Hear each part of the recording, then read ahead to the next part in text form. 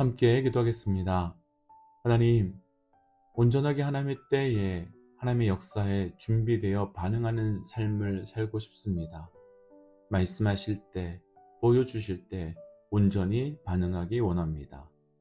이 모든 말씀 예수님 이름으로 기도하였습니다. 아멘. 할렐루야. 오늘 우리가 함께 나눌 말씀의 제목은 새로운 은혜를 위한 준비, 새로운 은혜를 위한 준비라는 말씀의 제목입니다.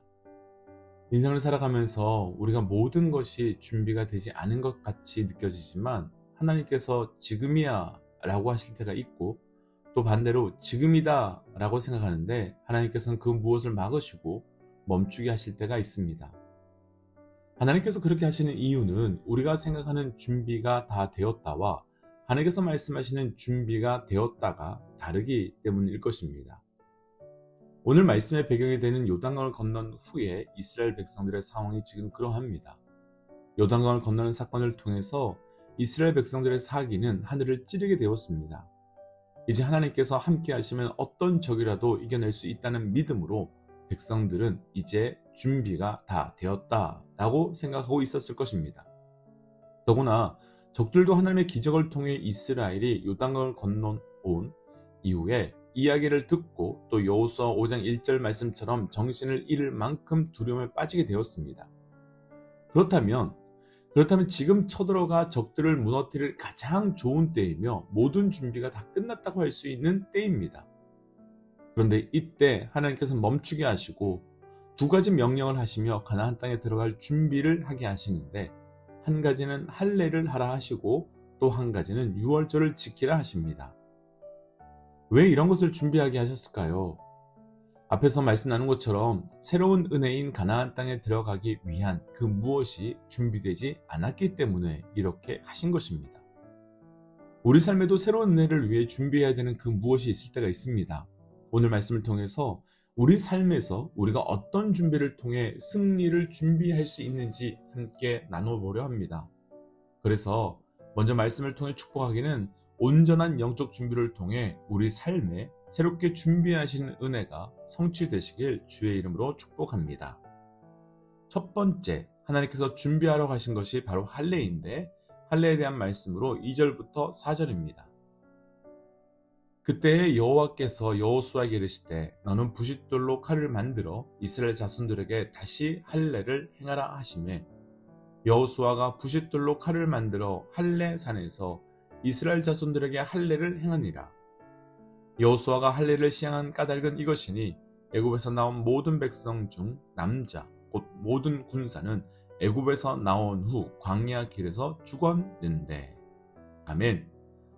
하나님께서는 이스라엘 백성들에게 할례를 행하라 하시며 그 이유를 설명하는데, 출애굽 이후에 광야에서 태어난 자녀 세대는 할례를 행하지 않았기 때문이다 라고 말씀합니다. 그런데 이 부분에서 이상한 점이 하나 있는데, 본문 8절과 9절을 보시면 할례를 행한 곳의 이름이 바로 길갈입니다. 그리고 길갈의 뜻은 애굽의 수치를 너희에게서 떠나게 하셨다는 뜻입니다. 할례는 광야에서 태어난 사람들이 대상입니다.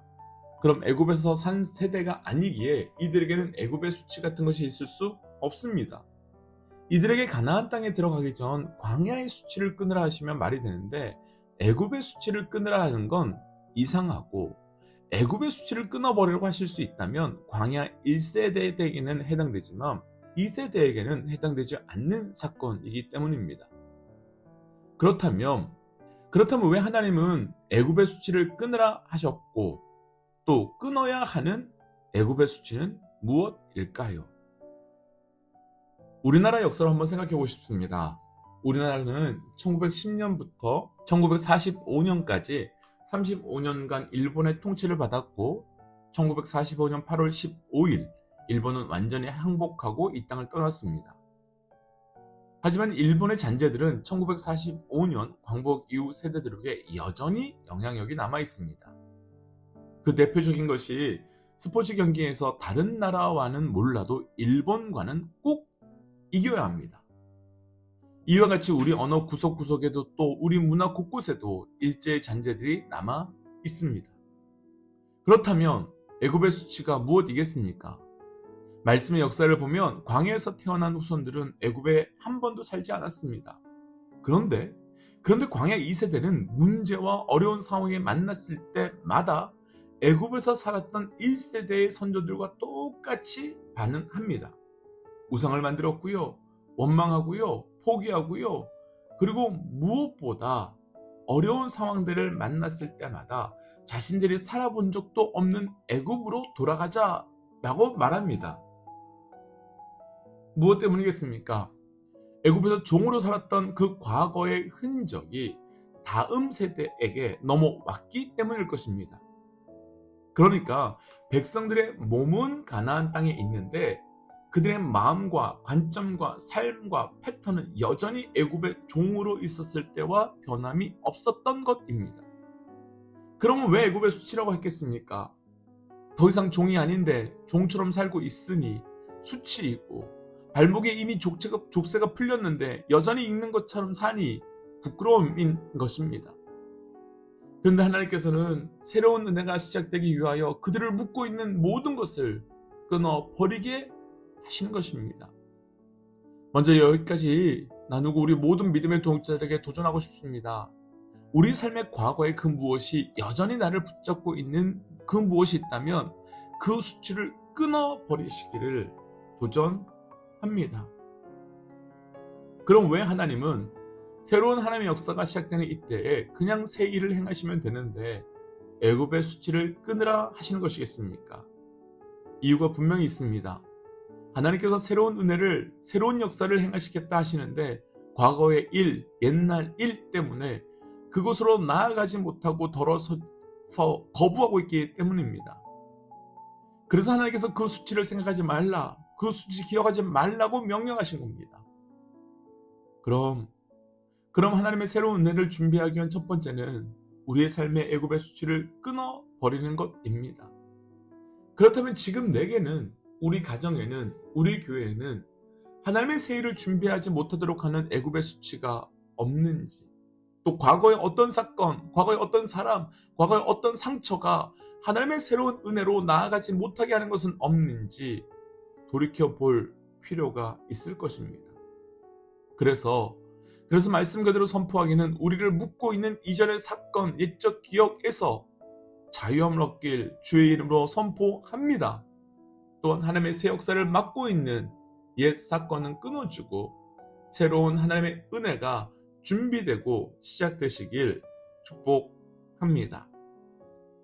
두 번째, 새로운 은혜를 위한 준비, 10절 말씀 함께 읽어보겠습니다. 또 이스라엘 자손들이 길갈에 진쳤고 그달 14일 저녁에는 여리고 평지에서 유월절을 지켰으며. 아멘. 하나님께서 두 번째 요청하신 것, 두 번째 준비시키신 것은 유월절을 지키라는 것이었습니다. 그럼 또 질문이 생깁니다. 하나님의 역사를 준비하기 위해 왜 하나님께서는 유월절을 지키라 하신 것일까? 다들 잘 아시겠지만 유월절은 이스라엘이 40년 전 출애굽했을 때 하나님께서 내리신 10가지 재앙 중 마지막 재앙에서 시작된 절기입니다. 애굽의 모든 장자는 동물이나 사람이나 할 것 없이 다 죽는데 어린 양의 피를 바르면 죽음이 패스오버, 바로 넘어갔기 때문에 유월절이라고 했던 것입니다. 하나님이 그때 내린 10가지 재앙인 피, 개구리, 이, 파리, 악질, 독종, 그리고 우박이나 메뚜기, 흑암을 그냥 내리신 것이 아닙니다. 10가지 재앙은 애굽 사람들이 먹고 살기 위해서 섬겼던 우상들로 그 우상들이 하나님의 이름 앞에, 하나님의 권세 앞에 아무것도 아닌 것을 보여주신 사건입니다. 그렇다면 우리 하나님은 어떤 분이십니까? 이런 모든 것을 다 이기시는 분으로 증명되는 것입니다. 우리가 살아가면서 참 많은 문제를 만나게 됩니다. 그리고 그중 가장 어려운 문제가 죽음의 문제입니다. 다른 문제는 어떻게 해볼 수 있는데 죽음의 문제는 완전히 다릅니다. 죽음은 인간이 어떻게 할 수 없는 문제입니다. 그런데 유월절은 죽음이 보혈과 하나님 앞에서는 아무런 문제가 되지 않음을 보여주신 사건이 되는 것입니다. 하지만 이런 내용으로 말씀이 선포될 때면 예수 그리스도의 보혈이 내 영혼, 내 생명은 구원해 줄 수 있는 것 믿는데 내 삶에 먹고 마시는 문제에 대해서는 여전히 걱정되는 것이 우리의 현실입니다. 우리의 믿음의 동역자들께서는 어떻게 생각하시는지요? 하나님의 새 일을 준비하려면 하나님께 다 맡겨야 하는데 과연 하나님께서 보혈로 내 영적 생명만이 아닌 내 삶에 먹고 마시는 그런 문제도 해결하실 것을 정말 믿고 계신지요? 그런데 오늘 10절부터 12절까지 말씀의 순서가 중요한데요. 순서가 간단하게 정리하면 이렇습니다. 하나님의 새 역사가 있을 것이라는 말씀을 듣고 6월절을 지켰습니다. 그런데 그 다음날 만나가 그쳤습니다. 사실 이것만 보면 다음날부터 큰일입니다. 어린 양의 피로 죽음은 넘어갔는데 먹고 사는 현실의 문제는 더 어려워졌기 때문입니다. 많은 경우 하나님의 일하심을 기대하고 하나님의 역사를 준비할 때 구원의 문제가 아닌 현실의 문제가 우리의 발목을 잡을 때가 많습니다. 우리만 해도 우리를 구원해 주셨고 교회를 시작하게 해주셨지만 여러 가지 이런 성정과 재정과 운영에 대한 염려가 큽니다. 저도 목사로 부름 받았지만 먹고 사는 문제가 두렵습니다. 그런데 12절을 보면 6월절을 지켰다와 만나가 그쳤다 사이에 한 가지 사건이 더 있는데 바로 그 땅에 소산을 먹었다라는 것입니다. 곧 6월절로 영적 생명만 얻었을 뿐만 아니라 그 땅에 소산을 먹게 하셨다는 것입니다. 이게 어떤 의미일까요? 이런 뜻입니다. 6월절은 죽음의 문제만 이기게 하신 것이 아니라 땅의 모든 문제도 이기게 하실 것이니 나를 믿고 나의 역사가 준비되어 있는 그 땅으로 들어가라. 바로 이 말씀인 것입니다. 그런데 우리는 이런 거 너무 잘 압니다. 하지만 그런데도 땅의 문제가 염려되고 걱정됩니다. 그럼 어떻게 됩니까? 그래서 예수님은 마태복음 6장에서 염려하지 말라라고 하신 이후에 기도하라라고 하십니다. 우리는 염려의 반대를 기쁨, 감사라고 생각하지만 염려의 반대는 바로 기도입니다. 곧 우리의 삶에 새로운 은혜를 준비하지 못하게 하는 삶의 문제를 만났을 때 우리는 염려하거나 기도하거나 이 두 가지 반응밖에 없다는 것입니다. 그런데 이 두 가지의 원인과 결과는 완전히 다릅니다. 염려의 핵심은 바로 나입니다. 내가 해결하고 내가 문제를 풀고 책임지려 하고 그래서 한계를 만나면 결국 포기합니다. 그런데 문제는 염려는 내가 했으면서 염려의 결과가 하나님을 부인하고 하나님을 떠나는 것입니다. 반면 기도는 하나님께 맡기는 것으로 내가 할 수 없음을 인정하고 맡기는 것이 기도입니다. 성경 그 어디에도 하나님의 사람들이 굶어 죽었다는 말 없지요. 6월절은 바로 우리에게 주신 그 6월절을 통해 하나님은 하나님의 새로운 은혜가 시작되는 그 앞에 여전히 현실의 문제로 두려워하는 그들에게 삶의 모든 문제는 그분께 맡기고 나아가라고 도전하신 것으로 우리 또한 새로운 은혜 앞에 염려 대신 기도로 준비하시기를 주의 이름으로 도전합니다. 함께 기도하겠습니다. 하나님, 우리의 삶에 하나님께서 준비하신 놀라운 일들이 있는데 우리가 온전히 반응하지 못할 때가 너무도 많이 있습니다. 하나님, 새로운 은혜를 온전히 준비하는 자 되게 하여 주시옵고 그 준비함을 통하여 주께 반응하게 하여 주옵소서. 이 모든 말씀 예수님 이름으로 기도하였습니다. 아멘. 믿음의 동역자 여러분, 담대하십시오. 그리고 하나님의 역사 앞에 새로운 영적 준비를 하십시오. 그래서 오늘 우리 삶에 시작되는 새로운 하나님의 은혜가 놀랍도록 증거되시기를 주의 이름으로 도전합니다. 함께 선포하고 삶의 자리로 또 기도의 자리로 나아가지요. 함께 선포하겠습니다. 하나님은 살아계십니다. 아멘. 승리하십시오.